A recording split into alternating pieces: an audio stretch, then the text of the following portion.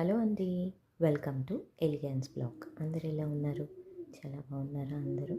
Okay అండి, మీ ముందుకి ఇప్పుడు నేను ఒక మంచి వెరైటీ ఆఫ్ స్నాక్ డిష్ అనేది తెచ్చేసేసానండి. వచ్చేసరికి గోధుమ పిండి అండి.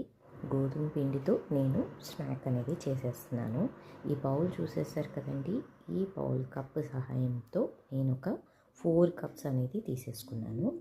అండ్ దీనిలో ఇంగ్రీడియంట్స్ వచ్చేసరికి నేనైతే కరివేపాకు డ్రై చేశారండి. అంటే ఆల్రెడీ వాష్ చేసేసి డ్రై చేస్తాం కదా, సో మనకది పౌడర్ లాగా వచ్చేస్తుంది. జస్ట్ అది ఇట్లా క్రష్ చేసేస్తే మనకి చిన్న చిన్న పీసెస్ అనేవి అవుతాయి.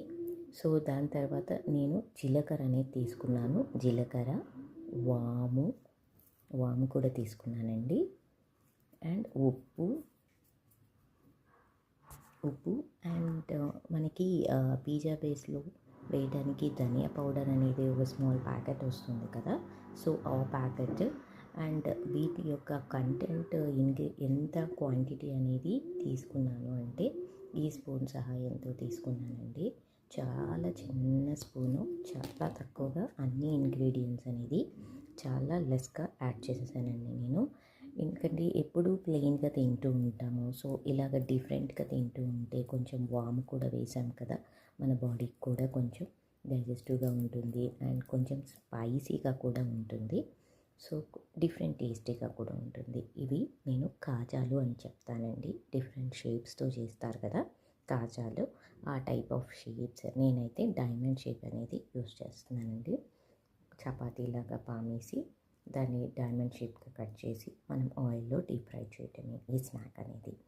సో దీనికి మనం ఇంకా కారం కూడా వేయక్కర్లేదు. సో ఇక్కడే మనము లైట్గా స్ప్రింకిల్ చేసేసుకొని కారం కూడా దీనిలోనే, సో మనకప్పుడు పైన స్ప్రింకిల్ చేయనక్కర్లేదు. ఇంకా చూసేసారు కదా, నేను మొత్తం రెడీ అయిపోయాక మళ్ళీ మీకు చూపించేసేస్తాను. Thank you. డఫ్ అయితే కలిపేసేసానండి. ఇలా స్మాల్ సైజెస్ బాల్స్ లాగా చేసేసుకోవాలి. మనం పూరీలాగా పాముతాం కదా, చపాతీలాగా పామేటప్పుడు ఈ పొడిపిండి యూస్ చేసుకోవాలి. అండ్ రోలర్, చపాతీ రోలర్, ఇది వచ్చేసరికి మనకి కాజా షేప్లో ఉండాలి కదా, డైమండ్ షేప్లో. సో అలాగా చేసుకోవడానికి ఇది ఉపయోగిస్తాము.